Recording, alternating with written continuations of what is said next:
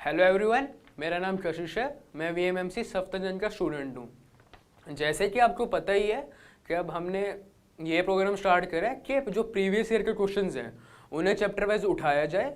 उनमें हम ये पैटर्न देखें कि हर चैप्टर में कौन से टॉपिक से क्वेश्चंस रिपीट हो रहे हैं और बार बार आ रहे हैं। उससे फ़ायदा आपको ये मिलेगा कि यार आपका सिलेबस जो है वो लिमिटेड हो जाएगा कि ये चीज़ें हैं, इन पे रिपीटेडली क्वेश्चन आते हैं, ये आपको अच्छे से पढ़नी है। दूसरा, आप प्रिडिक्ट कर सकते हैं पैटर्न थोड़ा कि हाँ यार इसी चीज़ में से क्वेश्चन आ रहे हैं बार बार, ये मेरी स्ट्रॉन्ग कर लूँगा, तो आपको कॉन्फिडेंस मिलेगा कि ये चैप्टर आपके इन टॉपिक्स को पढ़ के अच्छे से प्रिपेयर हो रहे। तो अब जैसे कि इस वीडियो में मैं बात करूँगा D and F block elements के बारे में। अब जैसे कि ये इनऑर्गेनिक का चैप्टर है और इनऑर्गेनिक में पढ़ने को बहुत चीज़ें हैं, आप मेमोराइज नहीं कर सकते सारा कुछ, तो हम आपको वो इम्पोर्टेंट चीज़ें बता रहे हैं जिनमें से क्वेश्चंस आए हैं और इस साल भी नीट 220 में आने के चांसेस हैं। तो जैसे कि मैंने प्रीवियस ईयर क्वेश्चन स्टडी करे तो उसमें ये बात सामने आई है कि मेनली इन 3 टॉपिक्स पे क्वेश्चन आ रहे हैं। सबसे पहले इलेक्ट्रॉनिक कॉन्फ़िगरेशन। इलेक्ट्रॉनिक कॉन्फ़िगरेशन अगर आपको अच्छे से आती है ना, आपकी ग्रिस्प है उस पर, तो उससे आप ऑक्सीडेशन स्टेट वाले जितने भी कलर कंपाउंड डी ट्रांजिशन पूछते हैं वो आप इजीली सोल्व कर सकते हैं। उसके बाद दूसरा, general properties of D and F block elements. ये बहुत इंपॉर्टेंट है। इसमें देखना आप जितने भी स्टेटमेंटल क्वेश्चंस आए हैं ना, सीधा सीधा प्रॉपर्टीज पे आए हैं, कोई भी रिएक्शन बेस्ड क्वेश्चन स्टेटमेंटल नहीं आया हुआ है। तीसरा, KMnO4 एंड K2Cr2O7, ये 2 कंपाउंड काफ़ी इंपॉर्टेंट है क्योंकि अगर आपको इनकी प्रॉपर्टीज अच्छे से आती है और इनके ऑक्सीडाइजेशन रिएक्शंस जो बेसिक रिएक्शन होते हैं तीनों मीडियम में एसिडिक मीडियम में, बेसिक मीडियम में, न्यूट्रल मीडियम में, वो आपको अच्छे से आनी चाहिए। अगर आपके उस पर अच्छे से पकड़ है तो उस पर चाहे न्यूमेरिकल आता है या डायरेक्टली पूछते हैं, वो आप इजीली कर पाएंगे। अब चलिए स्टार्ट करते हैं, क्वेश्चंस आए कौन से हैं। सबसे पहले ये क्वेश्चन नीट 2017 में आया, सीधा सीधा प्रॉपर्टीज पे।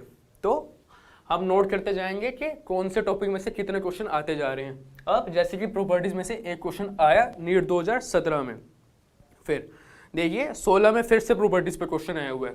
प्रॉपर्टीज में भी आपको ज़्यादा कुछ नहीं पढ़ना है। प्रॉपर्टीज में मेनली मैं आपको बता देता हूँ, आप एनसीईआरटी से पढ़ लेना।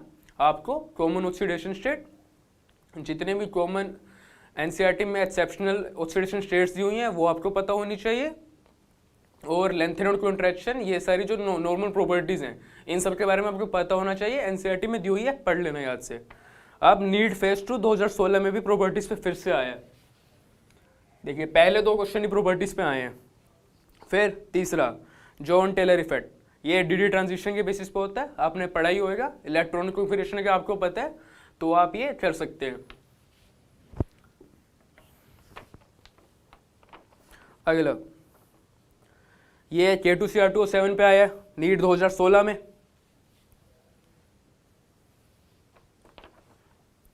अगला फिर से ये तो सीधा सीधा इलेक्ट्रॉनिक कॉन्फ़िगरेशन पे ही आ गया नीट 2016 में ही।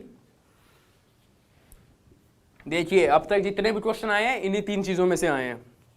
अगला फिर से ही सीधा सीधा इलेक्ट्रॉनिक कॉन्फ़िगरेशन री AIPMT 2015 में। अगला क्वेश्चन AIPMT 2015 में आया लेंथेन और कॉन्ट्रैक्शन पे। ये आपको बताया था, प्रॉपर्टीज में दिया हुआ है, काफ़ी इंपॉर्टेंट है इसके कॉन्सिक्वेंसेस और ये लेंथेन और कॉन्ट्रैक्शन टर्म, इस पे आगे भी आपको क्वेश्चन मिलेंगे, ये जरूर पढ़ लेना।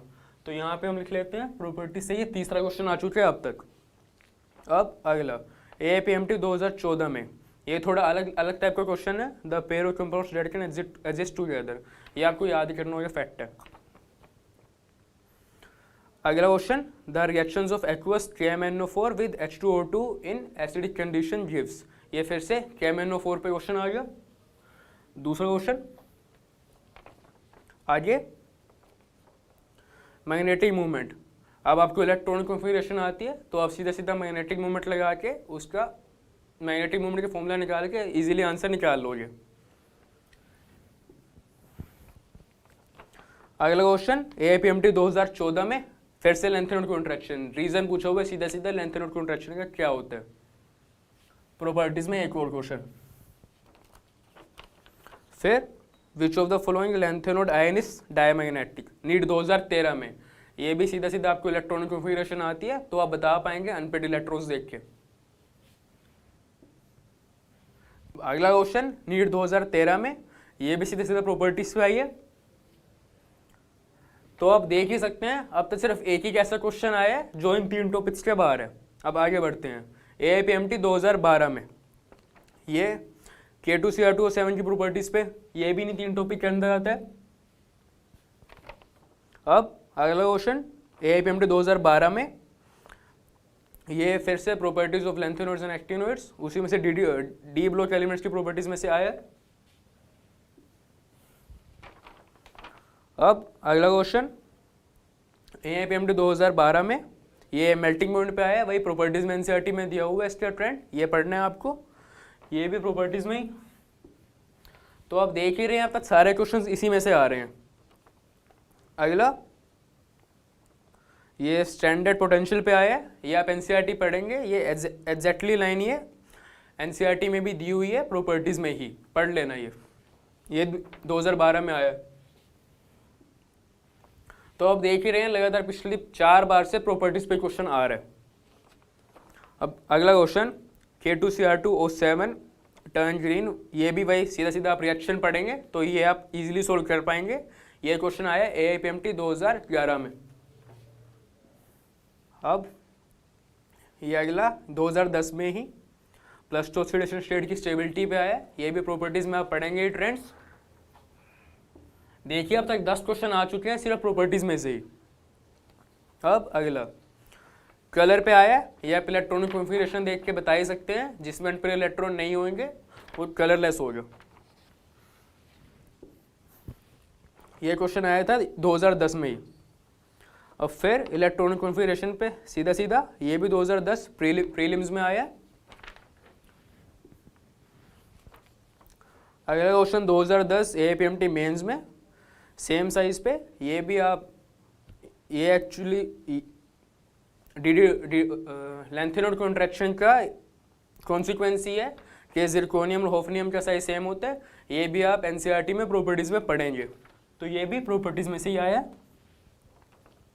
अब अगला डिक्रीजिंग सेकेंड आयोनाइजेशन एंथैल्पी, ये इलेक्ट्रॉनिक कॉन्फ़िगरेशन में और प्रॉपर्टीज में, ये दोनों आपने पढ़ी हुई अच्छे से, तो ये भी आप इजीली बता पाएंगे। ये आया है 2008 में, तो ये भी इलेक्ट्रॉनिक कॉन्फ़िगरेशन से हो रहा है। अगला ये न्यूमेरिकल है, ये आपको MnO4 का एक्शन पता है, तो आप ये न्यूमेरिकल भी इजीली अटेम्प्ट कर पाएंगे। ये आया है AIPMT 2008 में। तो अब तक हम देख रहे हैं कि अब तक जितने भी क्वेश्चन आए हैं सिर्फ 1 या 2 ही हैं जो इन 3 टॉपिक्स के अलावा कहीं बाहर से पूछे गए हैं, नहीं तो सारे क्वेश्चंस इन्हीं से आए हैं अब तक। ये अगला क्वेश्चन AIPMT 2007 का क्वेश्चन है, ये भी देख रहे हैं प्रॉपर्टीज में से ही आई है। देखिए 12वां क्वेश्चन है ये जो अब तक सिर्फ प्रॉपर्टीज से आया है। ये मोस्ट स्टेबल आयन, ये भी आप इलेक्ट्रॉनिक कॉन्फ़िगरेशन देख के बता ही सकते हैं। ये 2007 में 8 क्वेश्चन इलेक्ट्रॉनिक कॉन्फ़िगरेशन के बेसिस पे आ चुके हैं अब तक। अगला ये भी प्रॉपर्टीज में दिया ही हुआ है AIPMT 2006 में।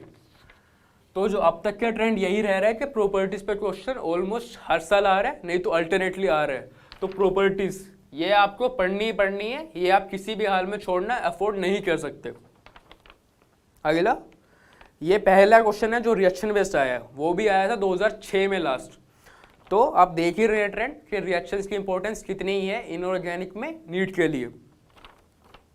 अब ये फिर से कलर्ड पे आ गया, वही घिसा पिटा क्वेश्चन, सीधा सीधा इलेक्ट्रॉनिक कॉन्फ़िगरेशन से हो जाएगा। अब ये 2005 का क्वेश्चन, ये वही जैसे न्यूमेरिकल पहले आया था एक बार KMnO4 पे। तो जैसे कि हमने देखा कि 2005 तक के क्वेश्चंस में सिर्फ 3 ही ऐसे क्वेश्चन हैं जो इन 3 टॉपिक्स के अलावा किसी और मेथड से सोल्व हो रहे हैं या कोई और फैक्ट है। ये 3 टॉपिक आपको पता ही है कि electronic configuration, general properties of D and F block elements and KMnO4 and K2CR2O7 की प्रॉपर्टीज एंड रिएक्शंस।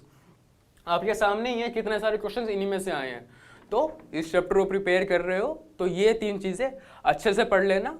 100 में से 95% चांसेस हैं कि इन्हीं में से आएगा, क्योंकि अब तक 31 क्वेश्चन बताया मैंने, सिर्फ 3 ही ऐसे क्वेश्चन हैं जो बाहर से आए हैं इन 3 टॉपिक के अलावा, नहीं तो हर एक क्वेश्चन ये 3 टॉपिक पढ़ के सोल्व हो रहा है इजीली। तो थैंक यू।